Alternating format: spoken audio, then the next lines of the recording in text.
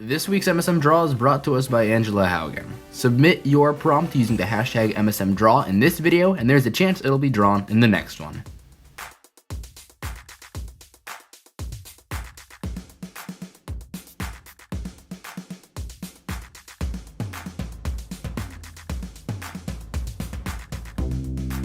Welcome old and new to the channel Creeptadium, where we love my singing monsters so much that we know a monster inside and out, literally. I am your host, Wiblix the Wobox, and welcome to our third episode of Monster Biology. According to our cycle, we are on Supernaturals, and from the wheel we see that Dwumrohl is on the chopping block. The doctor's office. Thanks to Logan Peters and his initial idea, we have our wonderful Wublin theory. Check it out if you haven't seen it yet. A lot of what I'll explain today references it. So let's dive right in. According to the Dwumrohl's bio, we know that it can keep a beat with up to 6 hands behind its back. Right off the bat, we realize that the Dwumrohl has a lot of space under its feathers, so it can tuck the arms up underneath.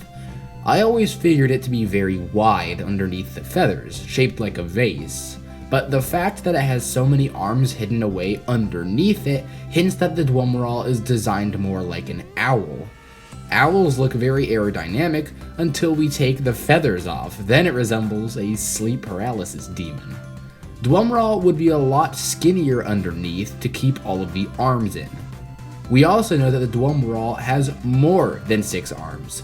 When the bio states that it can keep a beat with up to 6 arms behind its back, it means that it can actively drum with those 6 hindered. This means that it has 7, 8, or even more arms within. I've imagined the Dwumrohl to have 8 arms because it seems to have that much space under its feathers, and 2 arms is the minimum to keep a beat going as per the bio. The reason I don't think the Dwumrohl has 7 arms is because it and all the other Wublins are symmetrical. The Wobox probably wouldn't leave out an arm when sculpting the Dwumrohl. Now, the Wublins, as we know, are not natural beings, rather instead being artificial. Because the Wobox crafted these monsters out of a clay-like substance and wire armature to help support it, a cross-section of a Wublin will only reveal its wire skeleton and a whole lot of Electrovivus ludus. This is supported in My Singing Monsters Live, episode 20, where it is stated that Wublins are, quote, a combo of living parts and mechanical parts, sort of a biomechanical being, end quote. This could be both the armature and the mold that is supported on it. Knowing this, I drew a simple skeleton that could be found in a clay statue and a little tinfoil base, because it's also a substance used to bulk up sculptures. All the external features like its horns, feathers, and face are to appease whatever looks at it. If the Dwumrohl, and by extension all the Wublins, are made of a mold-like colony of microorganisms, it wouldn't need any internal features because it doesn't use any organs. As such, the mouth would just be a small cavern carved out of the clay with no connection to a digestive tract. It's just all cosmetic. After all, it doesn't need to eat physical food, only electricity. The eyes of the Wublins are a little more interesting to explain. By my logic, the eyes of a Wublin do not function like our eyes. They're like the elevator door close button. It exists only for decoration. So, how do Wublins see? Well, the game states that Wublins can see with their eyes. The Brump is forced to forage with its headstalks, implying that the other Wublins do not have to rely on tactile senses to navigate their surroundings.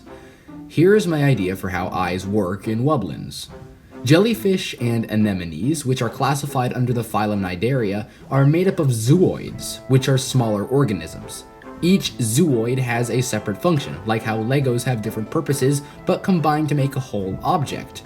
There are gastrozooids that make up the stomach, dactylozooids that make up stinging tentacles, and gonozooids that make up the reproductive system. These all combine into one animal, the jellyfish. What if Wublins have a special light-sensing zooid of Electrovivus called an oculozooid? These could function as the eyeballs and provide basic visual information to the rest of the mold organism. With the eyes explained, our next target for discussion is the skin of the Wublin. Obviously, the inside of the monster is just gray paste because it doesn't need to look like anything.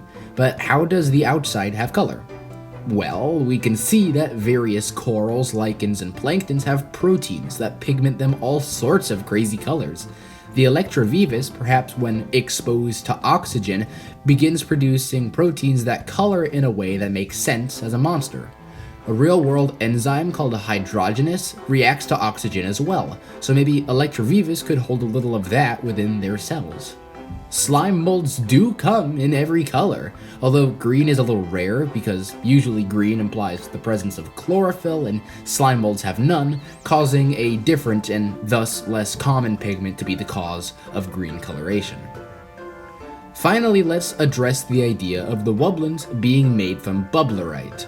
Some people mentioned that in the comments of my Wublin theory. I couldn't remember that off the top of my head, so I did some research. In My Singing Monsters Live, episode 52, the monster handler stated that, quote, the statues are created through some unknown stone, end quote. So yeah, that's that. Wublins are something other than bubblerite, which supports my idea of slime mold. So let's take a step back and see how we did.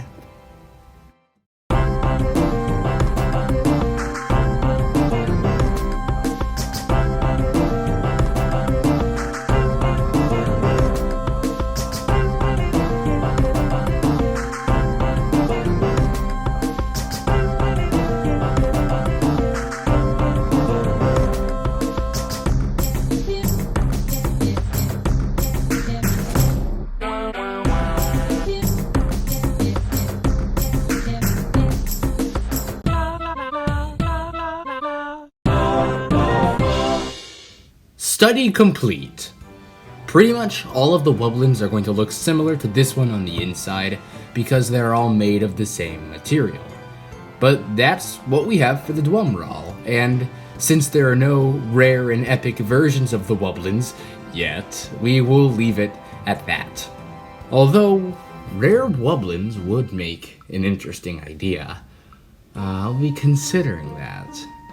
At any rate, thanks for watching the third episode of Monster Biology. Join me next time where we tackle a magical monster. That episode will be very interesting. You have been watching the Creeptanium channel, and I will see you all later.